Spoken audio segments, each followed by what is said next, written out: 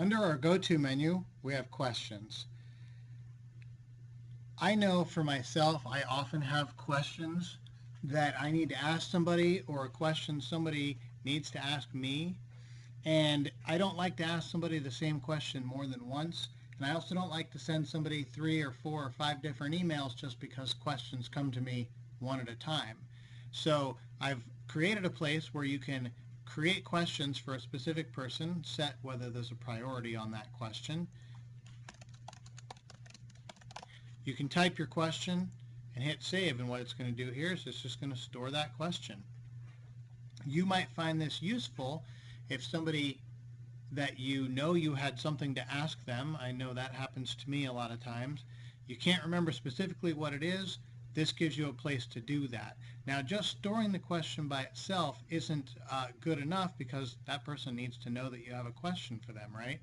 So under here, the person that you have the question for is only going to be one of your people under your Go To People menu, not a contact or a prospect. If you have a question for a contact, inside their contact file there's a questions tab, and this is where you would put that in. So this Go To Questions here is specifically for somebody that is either under your people menu here or a new person that you have a question for.